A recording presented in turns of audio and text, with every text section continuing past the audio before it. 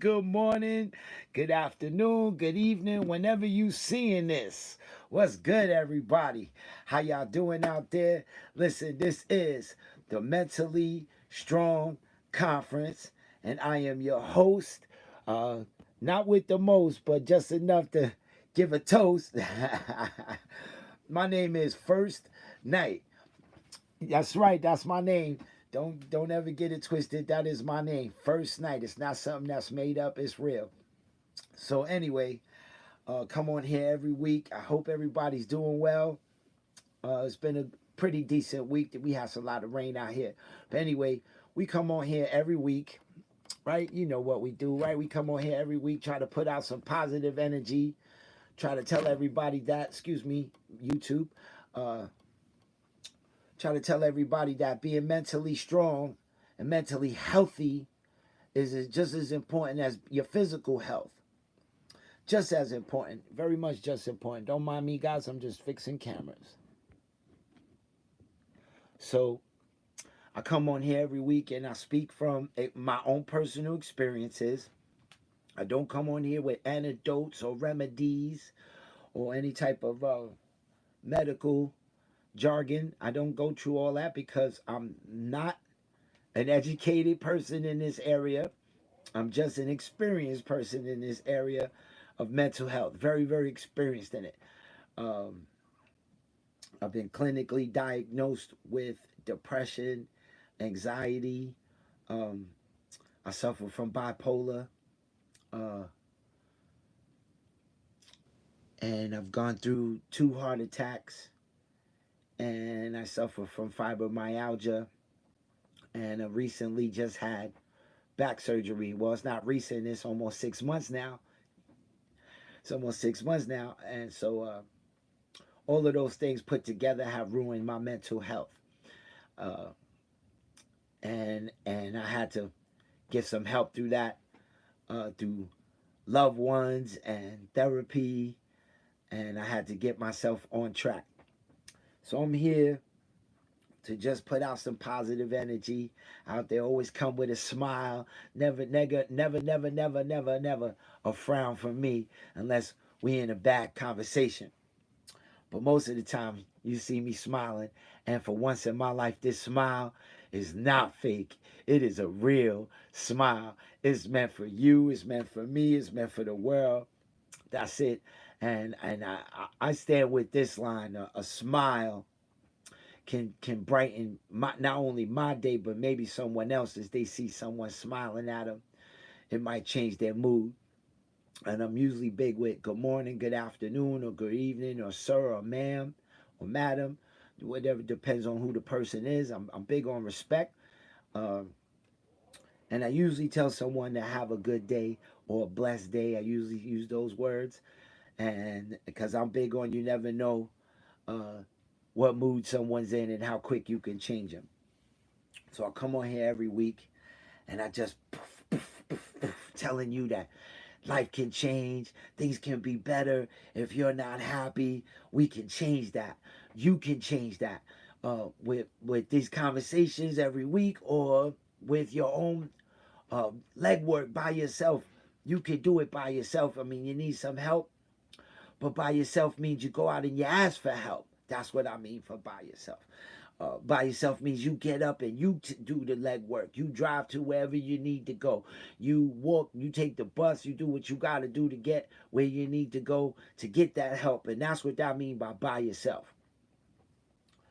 Um, but this week, what's been on my mind? But before I get into that, wait. Let's get into what my week's been like. So, I'm just getting off the flu. I've had a real bad flu for 2 weeks. I was feeling better, but now I'm feeling 100%. And my body's been great until uh, I got into. I had to do a painting job for my aunt. My aunt needed her kitchen done. It was really horrible. They had a flood upstairs. That's a long story, but I had to do the kitchen.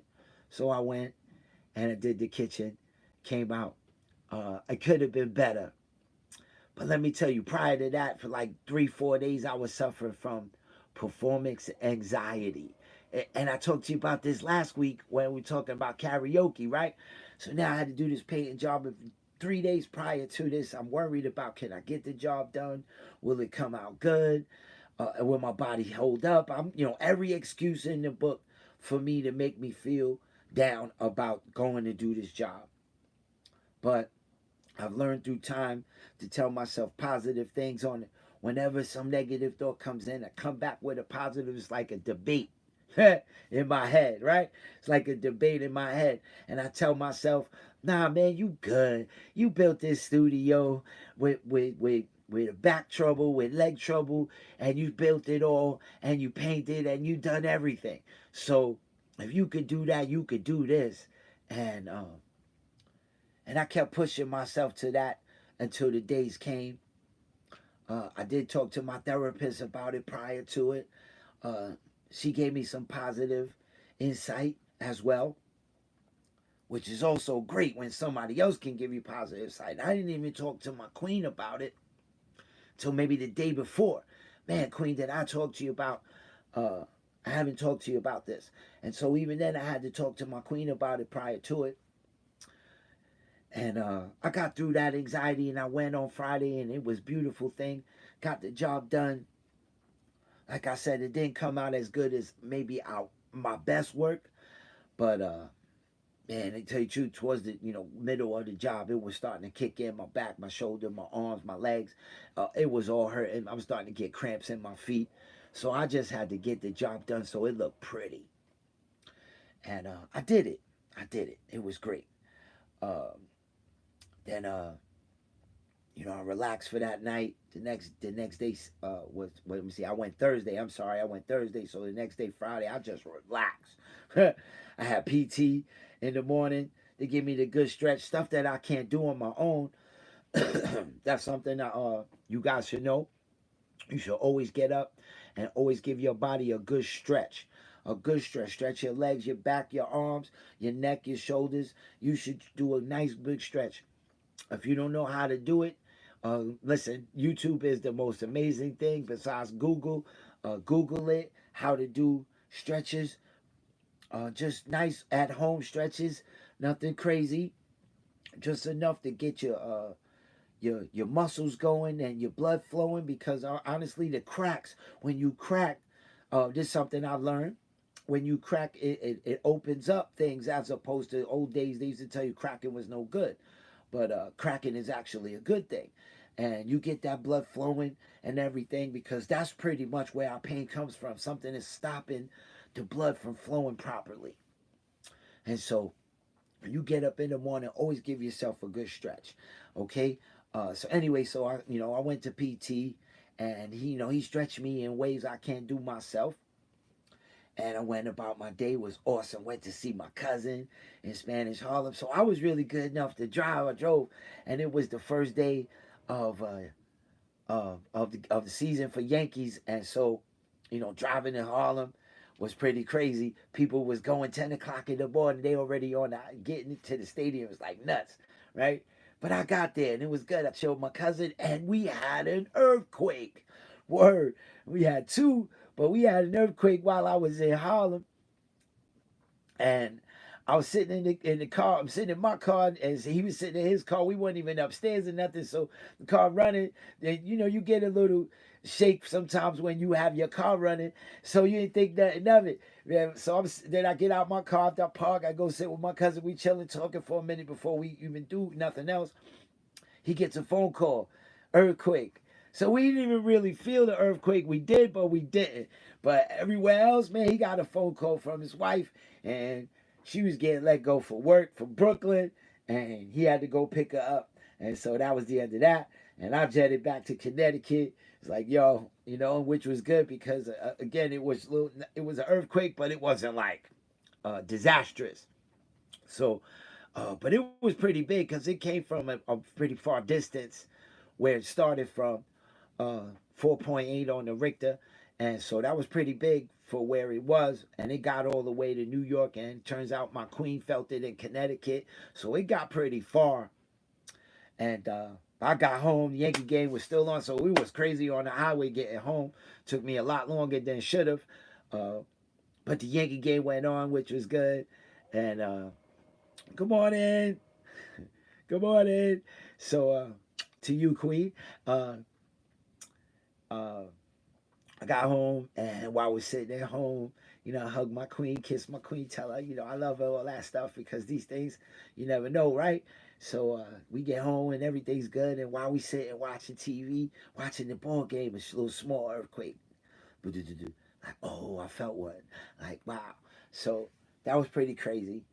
Uh, uh, then the following day, which was Saturday, because again, I felt pretty good on Friday.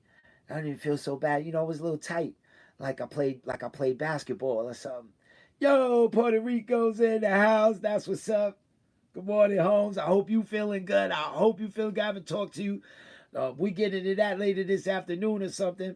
I definitely put you on with me, man. I want to know what's going on with you. But anyway, so I was pretty good, feeling well. Like I said, I was pretty stiff. That's about it. But again, I get my stretch on. I get my morning going. My blood flowing. I walk the dog, all that good stuff. And I felt pretty good. So Friday was a good day. The next day, Saturday, yesterday, was awesome. I felt really, really, really good. And me and Queen, we went on a date afternoon. Me and Queen had a date afternoon. And we went to see Godzilla and King Kong. Went to the movies. Went to see Godzilla, King Kong. Okay, quick. I'm not going to give too much about it. The review for that is it's a good movie. Um, maybe not enough to pay full price. Maybe not that good enough to pay full price, but uh, but it was good enough to pay senior price and disabled price. We were good. We had a nice a matinee. So between all that, we got the good deal. Paid like $11. So that was pretty good for us. And the movie was good. But I would recommend you wait till it come on an app. Wait till it come on one of the movie apps, whoever which one gets it. But it's good enough to watch, though. It's definitely something I recommend to watch. So yeah, man, we talk about the Knicks later. We talk about the Knicks later for sure, definitely. So, all people, yeah, shh. Sorry, y'all. Uh, Ancient Chinese secrets: how you get to watch movies from home uh, uh, illegally. Put it out there. Ways to watch movies from home illegally. I don't put those secrets out here, but I definitely know how to do it. Anyway, so we went down. Then we went to have lunch. Oh man, we had a nice lunch at a place called the Americano. Nice place in Stamford, Connecticut. It was really good. Not too far from the movie theater. So that was pretty good. Didn't have to pay for parking because now I have the handicap. I have the handicap thing for my car. So now I parked in the handicap, and Connecticut has it where you don't have to pay. So that was great. So I didn't even have to pay for that. So we had a good time. We had a good time. Went home, relaxed, watched the Yankee game. Yankee came on. We watched the Yankee game right on time for that. And Yankees won, so good for the Yankees. Burger was definitely delicious. The burger was good. The movie was good. Like we had a good time. I'm chilling with the queen out, having a good time. And so I had a great week. Going into today. Uh, I'm just gonna relax. Uh, Queen going to get her nails done. so, so I'm just gonna relax, catch up on some things I haven't seen. When she's not around, I catch up on things I like to watch that she might not favor. So that's the plan for this week. And so besides that, I've been thinking. I know some people going through divorce. Divorce. This week, I like to talk about divorce. And divorce is when the two people, they just can't work it out in their marriage. It doesn't work for them. Sometimes you grow out of your marriage. You met the person, you fell in love, you did fall in love, and it was wonderful. But after a few years pass, sometimes uh, growth in a human being um, works for you, but it might not work for the person you with. So sometimes we actually grow apart. It's not a negative thing. But you did commit to a marriage, so that's where the negativity probably begins, because you both admit that you have committed to this. But your growth is going this way in you guys because you didn't grow together for whatever reason. It just didn't do that. And so I begin there with divorce is always hard on everyone. But really, divorce is the worst on the kids. If you have kids and you going through a divorce, that's when it's the worst. Like divorce, the idea is to equally part with whatever you had grown in your marriage with, right? Whatever that is, a house, the car, the money, whatever um, items that really don't matter to you, but they do at the same time, right? So uh, you tend to fight over these things even when you don't have children. You tend to fight over these things mostly because you're disappointed that your marriage didn't work. That's where the fighting goes into, right? So someone it tries to get a greater advantage. And this is where divorce it hits is real bad. And that's and I'm not even we'll get into the kids in a second, but divorce on its own, one-on-one conversation uh, without any kids, when you're fighting over just personal items and money and whatever you brought to the table, if you guys grew together, that it was that you had, and it becomes a split, and somehow the 50-50 split never works. It never ever works in marriages. I don't know why divorces end like this. You both agreed, you wouldn't hurt each other. At least you wouldn't hurt each other. And sometimes, there's divorces where there's hurt, so much hurt involved.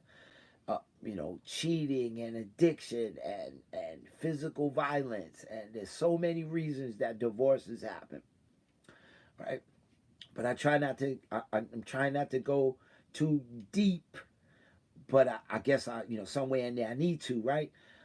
Divorce is always at a place where uh, it puts you in a negative state of mind, and again it goes down to the disappointment that that person or the person you with just didn't do their part, and they whatever reason, right? So now I'm gonna get into this now, because this is where my problem has been, and I witnessed it, and I experienced it, and so I'm not coming out of my butt with it.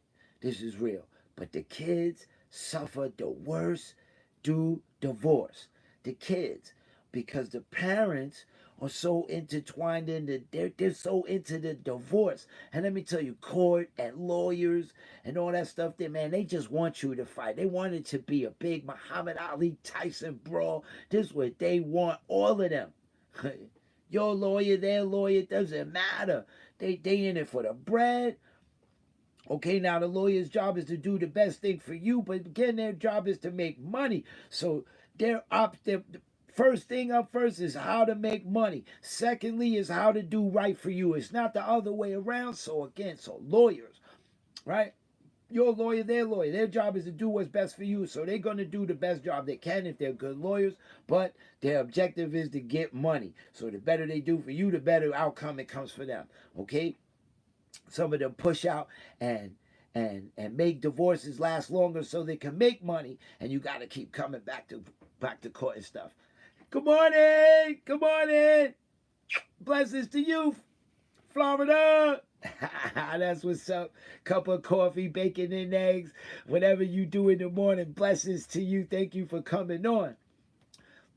So again, so now here's what I'm talking about when it comes to the kids, right? So you could be great parents until you get that divorce, and sometimes that divorce leads you to ignoring your children's feelings.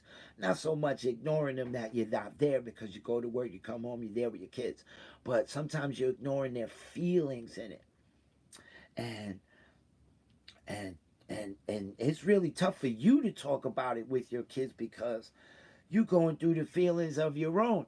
So now kids, their feelings, sometimes they, right from the start, it's a pick and choose for them. Right off the top, the kids feel like they have to pick their mom, pick their dad. If they don't, they're gonna disappoint the one or the other. It's a, man, and that is the biggest first problem a kid has. Okay? Um, when, if they're old enough to know when a parent is at fault, when they know you did something wrong, you cheated, you spent the money, you're addicted to drugs, you're a beater, you're a verbal abuser, whatever it is that when the kid finds out on its own, you don't gotta be one of those parents, yo, motherfucking father. No, no, no. That's a whole nother story, which I'll get into. But let's start just right from the beginning, right? If the kid's old enough, uh, they start to understand, and now they start to dislike their parent, and automatically they pick a side. And what the parent, what the two adults did to each other is not supposed to affect your kids in a way where your kid is disappointed in you. So again, I said you were a good parent up until this happened. You were a good parent, a good father, a good mother. And whatever it is, you've grown apart and you decided to start to see yourself in that apart scenario, but you stayed on top of your kids up until divorce. And again, ignoring the kids' feelings, not so much being there, but ignoring their feelings is what we're going through because we're going through it ourselves. So the kid goes through, and they might have friends because this is 2024, right? So the kids may have friends already going through this, and they could talk to other kids about it these days. um, but even then, another child's experience is not the same as your child's experience. So getting advice, a child to child advice, is not always the best. So they need help. They need to talk to somebody. And if you're that person, you should try to talk to your kids, but you got to also put your feelings aside, because it's not about your feelings, about your child's feelings. So the kids suffer. Okay, so now there's this despair that comes from the divorce, right? The parents are going through a despair because of the disappointment of the divorce, the lawyers, the judge, the time it takes to go through a divorce, man. Divorce don't happen overnight. It'd be nice if you both agreed and you get the paper and you sign it and you sign it, and it's over in 20 days, it's over in a week. It never goes that way. It just never does. Okay? So when you're planning a divorce, I want to get a divorce. If you're thinking, I'm done in this marriage and I want to get a divorce, just understand divorce can take you 6 months. It can take you a year. Man, my divorce took me like 7, 8 years. My divorce took me because we kept having to go back to court for some other thing, which reopened the case. Blech. Pitiful thing. Um, and so it's an ongoing battle. And your kids, they suffer through that.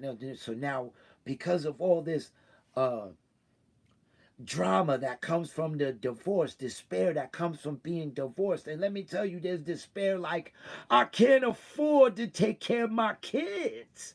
Well, we were a team and we were doing it together, but now that we're apart, you have to pay your rent. I got to pay the rent here where we were living until I can move.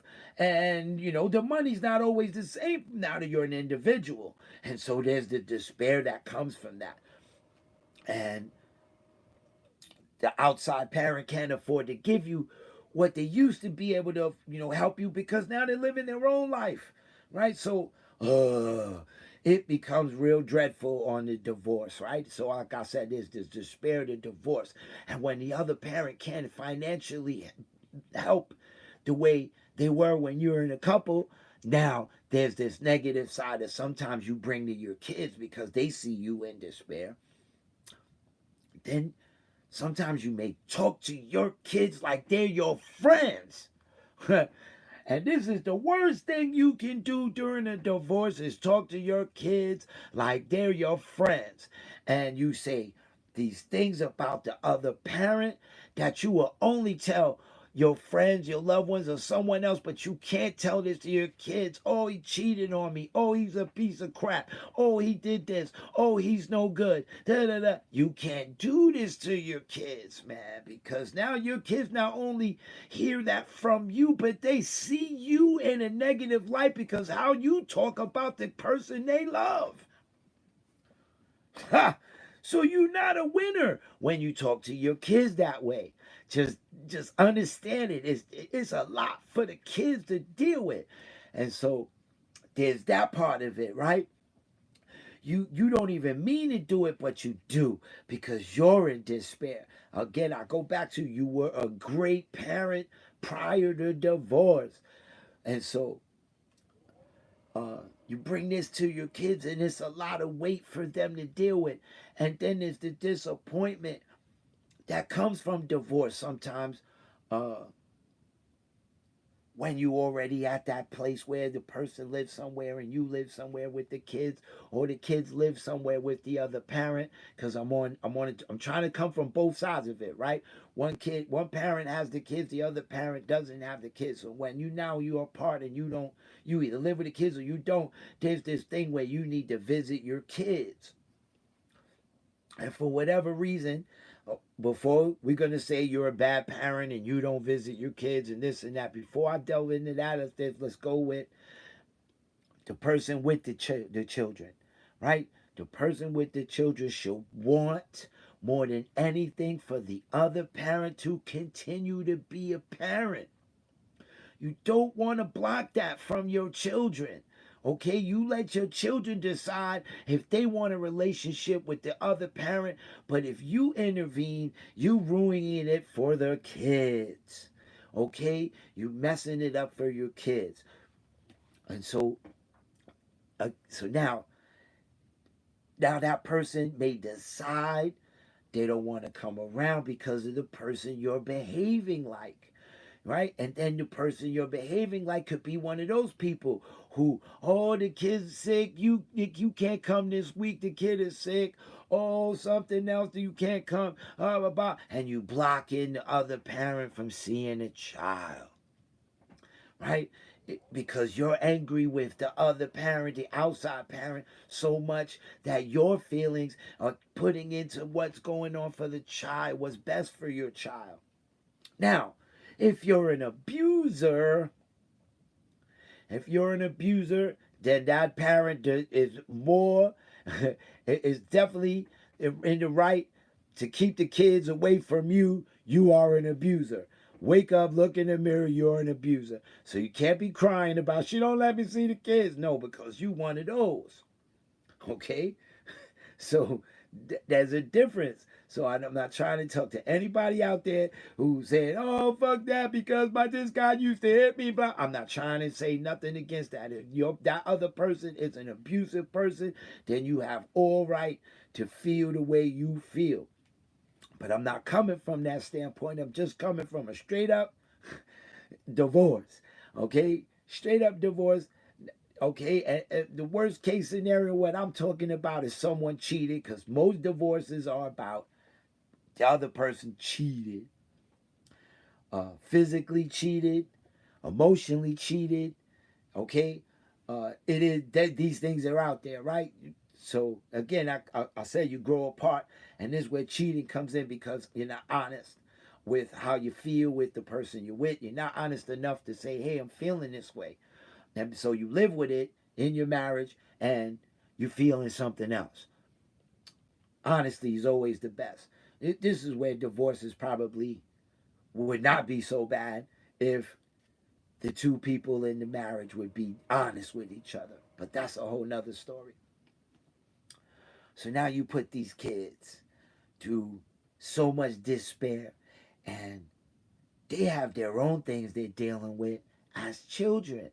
They want to be with the other kids, having a good time. They have their sports and their education, and the other family they need to be around, that you might be with your family. And those people talk negatively about the other person. They can't help it. They're supporting you. So I never liked him. He's a piece of shit. Oh, I can't believe. And they talk, and right in front of the kids. You don't realize how easy that goes, and you put in more despair in the kids and the cousins and all this stuff, and uh and I'm coming to you again from personal experience. I'm coming through it as a parent. Okay, as a parent, I've suffered through big with my divorce, and then I'm coming from a child of divorce. Okay, and then there's when the parent decides they can't do it anymore and they have to give up. They just have to. For their own mental health, for their own physical health, they just gotta give up. Listen, you take the kids, um, I'm good. Or you could be one with the kids and you say, you know what, you good, you want it, you know what, I'm done. I'm sorry, my kids ain't never gonna see that parent again, but he gotta go. Right? It happens. But if that's tough on the kids too, because at least they were seeing you fighting for something. But when you no longer fighting, now what? Um, and the parents just, it's hard to say. I could easily say you guys should get along for the kids' sake. That is the worst statement ever to tell people, because it's the hardest thing to do with all that despair going on. It's the hardest thing to do with all that despair going on. And so, um, my opinion is honesty from the beginning while you in your relationship. Okay, you decided to be married, you committed to your marriage, and you have the honest thing is you're growing apart. And you have to tell the other one how you feel up front, no matter what it's gonna do. You got to deal with the consequence. But the consequences of being honest is better than lying. The consequences that come from lying is what makes divorce the worst. Okay? It's the most honest I can tell you how to be. All right? I wasn't honest with my first wife as a husband. Um I couldn't tell her the truth. Um in my second relationship, she couldn't tell me the truth. And then when she not only could she not tell me the truth, when I was feeling the way I felt, I needed to separate myself from that scenario. Um, I couldn't. I couldn't. I just couldn't, and I kept living in that scenario, uh, which was only making it worse for me financially, physically, mentally. You name it, it was making it worse for me. I had to get out that relationship. My kids suffered to this day not having me as a father. I was a good father, and again, I tell you this. I'm coming from experience. I was a good father to my kids.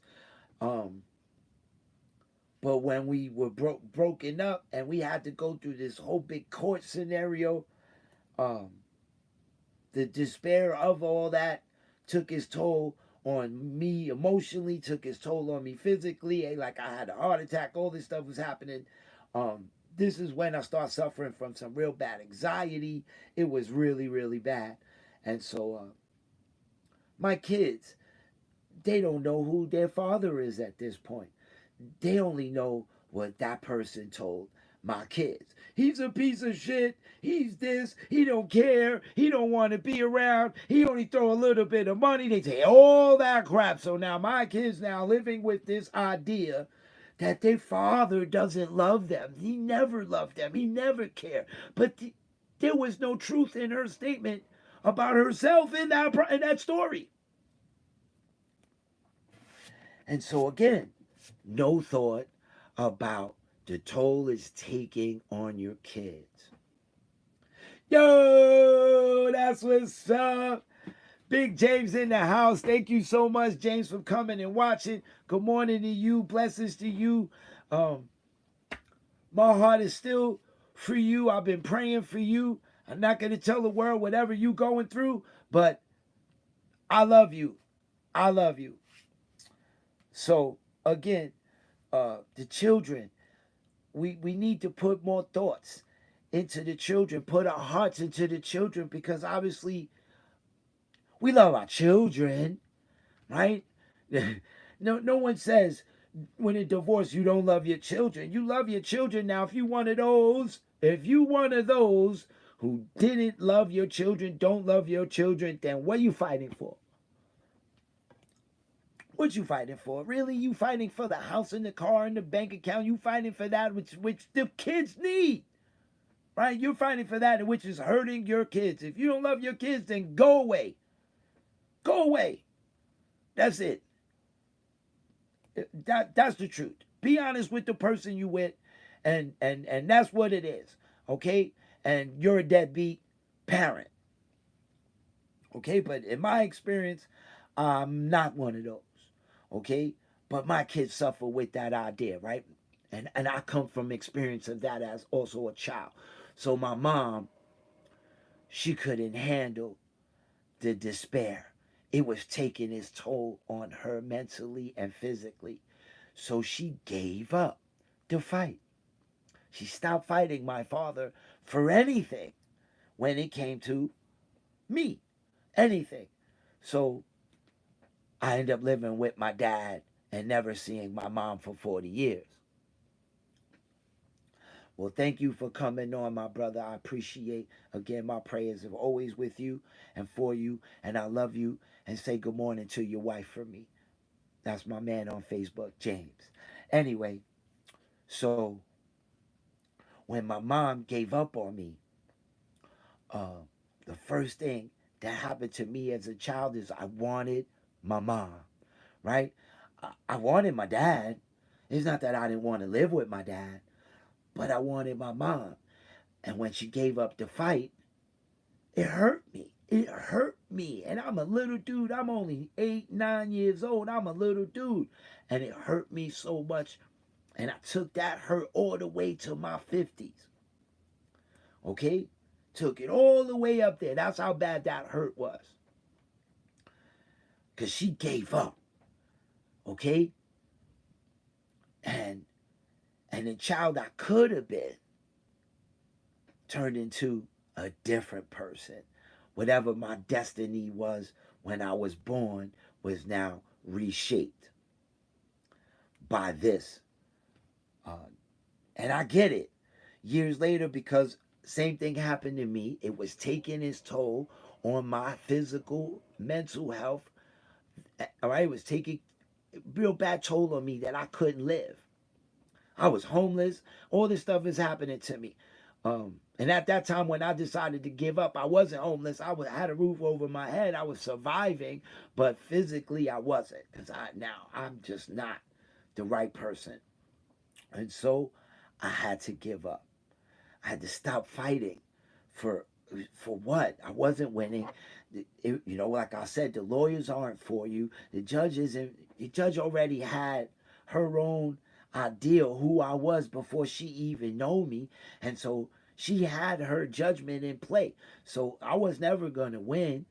And back then, man, I couldn't walk. Man, I was using a cane. I had anxiety so bad that I was dizzy. And so I just had to get some relief, and giving up was what I needed.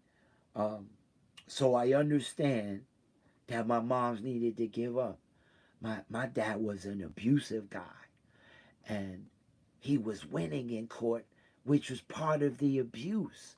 And similar to my story, my ex was an abusive person, and that abuse carried into the court, and it was taking its toll. And so at least I had the opportunity, and I hope that my kids aren't 40 years old, 50 years old when they decide to pick up the phone and find me, or when they're that old when I decide to find them, because I've tried, but at this point they still live with the mother, and she's really on anything me. They already have their own opinion on this, and so they're not looking for me. They're living their lives, and I hope it's a happy one. I hope. I mean, I've done my snooping. I'm honest. I'm an honest person, so I've done my snooping, and it seems like they're living a decent life. I pray for them every day. I want what's best for them. You know, I pay my support still. I just don't. I'm not a part of their lives. And I'm glad that I got to do that with my mom so she could tell me her side of how she was feeling. And I hope one day my kids can do that. So again, you guys, I come on here every week about it. The time to change is now. So if you're in a relationship and it's not working, you should be honest with that person that you're in a relationship with. And I don't mean have a fight, not an argument. This is not an argumentative scenario. It's an honest truth, and you hope that because you guys loved each other and love each other. It's not like, oh, I'm out of love with you. I still love you. I care about your health. I care about you, but it's not working. And I'm not telling you to be brutally honest. That, the object is not to hurt someone's feelings because it's going to hurt. Then this thing with the lights, I just noticed it. I'm sorry. You guys should warn me. I'm going to have to fix my lighting scenario here so it's not so much in my glasses. Um, and I'm not going to get up and fix it. So anyway, divorce is, you really need to pay attention to your kids because it's not so much their physical, but it's about their mental, how they are feeling. Let's see, I have somebody here. Her name is Vivian. Oh man,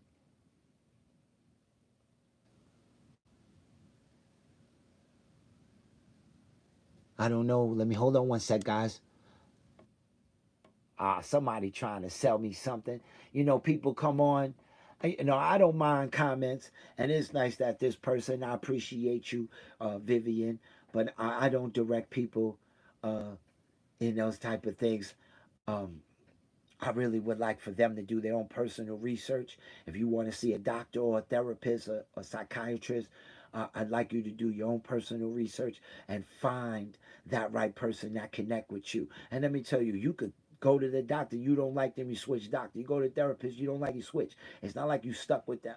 Okay, so thank you, Vivian, for your input, but this is not what we do here. We don't push other people on things. We just say, hey, you should try to get some help, if anything.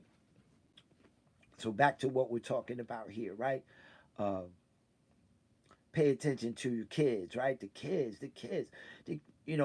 Everyone knows the kids are the future of this world, right? This planet. The kids, they determine everything. And if all the kids are out here suffering with something when they get to be a teenager and they bring it into adulthood, and for me personally, I brought all that despair from my childhood into my first marriage. And I brought it into that relationship I just told you about.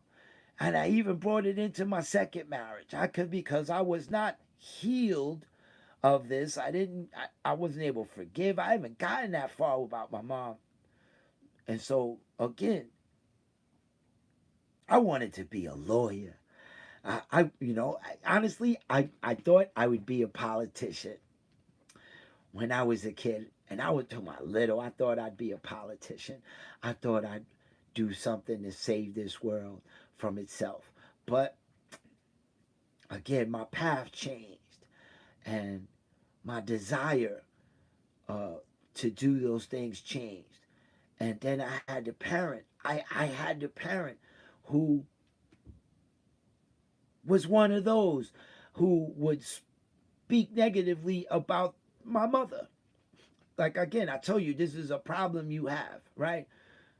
You can't help it. My From where I sit, my father loved my mother, and I want to say he was disappointed in himself that he didn't have that relationship with my mother. He may be happy with the woman he's with now at this point in his life and this and that, but I think in my beginnings of being in his life and his relationship with the woman he's with now, I still think in the bottom of his heart, in the bottom of his soul, uh, he loved my mom. He still loved my mom. And so instead of dealing with that, he just was negative. Oh, she wasn't there for you. Where is she? Why hasn't she found you? Why hasn't she written you? Why hasn't she this, that, and other? And the other side of that was my father looked down on me as a father. He was horrible in that way, so his connection was never positive as far as what I was doing in my life, and so he would be uh, negative in his talk to me as a father, and so he didn't know how to be a father, and I didn't have great childhood because of that, and so that's not what this conversation is about, but divorce leads you there, right? I was a child and I chose my father. I had a choice. I made a choice. I chose my father. And so, though at this stage of my life, I want to say living with my father was probably for the best, because living with my mom, the child I was then, uh, wouldn't have been as would have been probably triple worse, if that even makes sense. Triple worse for my mom than it was for my dad, because my dad put me in a different lifestyle, and the negative person I was at that lifestyle was different than the lifestyle I would have lived with my mom, based off of the neighborhood and what I was already into at that stage of my life living with my mom. So though it might have been for the best, uh, because they couldn't work out uh, their personal situation, that's where it changed my direction. Uh, Hold on one sec. Yes, I understand, James. Yes, right. I agree. I agree with you 100%. Um, I am writing a book. I'm writing a book. Uh, Sorry, guys from YouTube. My friend on Facebook is telling me about the idea that I can take this into maybe a book. But I am writing a book. I've been working on it with my therapist. Uh, how to get all that into a story. Um, as you see, the way when I talk to you guys, sometimes I get off the subject, and so it's hard to do when you're writing a book, is to stay focused on that particular subject. So I'm working on it with my therapist, where I talk to her about that subject, and when I lead off, yo, good morning, fam. Have a good day. That's what's up. Oh man, I love when people pop on. Thank you so much for popping on. Again, if this isn't for you, maybe share it with someone else, because someone out there could use this, man. So again, I think this is why I do it. Me too. I go to therapy. I've been in therapy now for 7, 8 years now. I've been in therapy. Therapy has been the best thing. Therapy and psychiatry, two different things. Um, Anyone out there, just understand that therapy. Let me explain to you about therapy. I'm going to come into this subject real quick, because maybe your kids need it. Okay, during your divorce scenario. So therapy is when you talk to someone who doesn't have an objective. Okay, besides helping you, that's their objective, helping you. When you go to your friends and your family, um, they know you, and so their opinion of the scenario you speaking to them on is different because they know you. But a therapist is a stranger, doesn't know you till you tell them about yourself, right? And their opinions only come into play when it's about you, okay? When it's about you, how whatever you're talking about, they'll give you an opinion on something that will help you in speaking on that scenario. Um, but they're not there to talk negatively about whoever, whatever that stuff is you're talking about. They're not there to yes man you. And so I recommend therapy to everyone because we all need it. Someone to talk to who doesn't have an objective in mind, right? It's just there to help you. That's it. Listen. That's what they do. They just listen. For me, that listening, me opening up about things, always helps me. I told her it's like regurgitation for me, or even this right now, just talking to you about my own personal experiences. Like it helps me.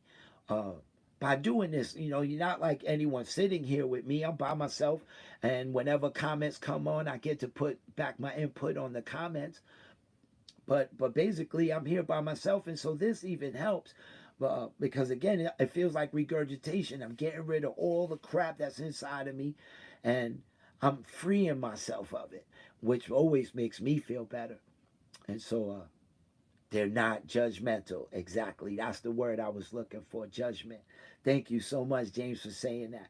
The therapist is not judgmental, where your friends and family, they're your loved ones. They love you and this and that. And so they put a judgment right away. They'll say something like a yes man. If it's about a relationship or something, they'll say things that won't hurt your feelings. And sometimes you might need a truth to help you get through it. And this is where a therapist comes into play. But a psychiatrist is about medicine. And sometimes you don't need medicine to get mentally healthy. Uh, Yo, Krez, I can't believe it's Krez, man. It's been like 30, 20 years, Krez. Yo, that's what's up. Peace and blessings. Shaolin in the house. Yo, man, peace to you. Peace to your loved ones always, man. Oh, man, that's what's up. Thank you for coming on, man. This is what I do. I come on every week, and I just want to smile and tell you guys that you should smile because you deserve it. That's big, right? Always find a way to put a smile on you and not a fake one because you deserve it, man. Your heart's in a good place. You're a good person. And so that's what it's about, right? That's what I'm trying to do, right? That's what I'm trying to do. My man Krez says therapist also will give you the tools to help you cope with your problems.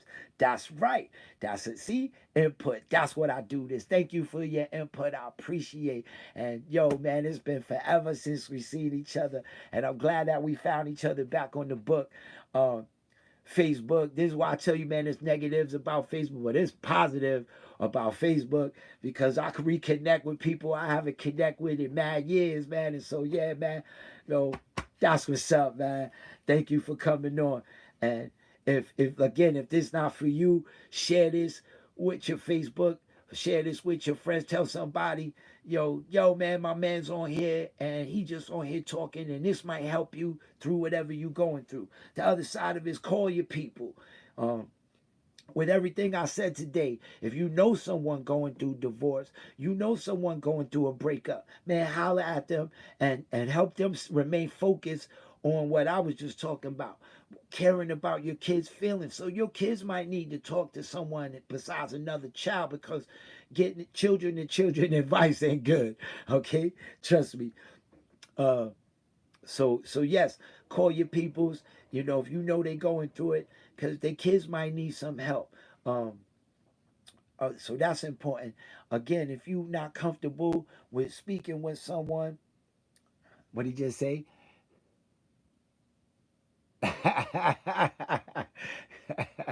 So yeah, man. So this is where I'm at. I want everybody spread the love. That's what I come on here to do. To just come out here and just say, hey, man, I love y'all, man. I love humans, man. I love the earth. I love being alive. And I spent a lot of years with the opposite, man. And I wished I died. I wish nobody cared. That's what my mom was telling me. Nobody loved me. Nobody gave a damn. Nobody this. I spent a lot of years with that. Krez, when I met you in the old days, man, that was the person I was. It seemed like I was good, but inside I was hurting, man. And so you don't even know, man. You put up that false face, man. You put it on. And everybody think you happy. But the truth is, I was miserable as a kid, man. So I know Chris, man, we were teenagers, man. So yeah, man, that's what I was going through as a kid. And so guys, man, call your peoples if you going through it yourself. Um, if you need somebody to talk to, if you can't talk to your other loved ones or your friends, holla at me, man. I'm your man right here, right? First Night. Holla at me, right? My phone number is directly on my Facebook. You don't even have to be a Facebook member to find my phone number on Facebook. Go to First Night at Facebook and you will find me, okay? My phone number is there. It's public because I have nothing to hide. Okay? Uh, you can email me, ministerfirstnight@yahoo.com. Come see me on here, Mentally Strong Conference. Um, Again, I come on every Sunday, 10 o'clock in the morning, just to do this for me and you. I'm thinking, man, maybe someday my experience may help that one person. That's exactly why I'm going to write a book as well, because I'm trying to come in different platforms, trying to reach people. I got some songs that I'm writing that go towards this topic, mental health. I want to speak my truth. And my truth, hopefully, my truth will help someone out here in this world.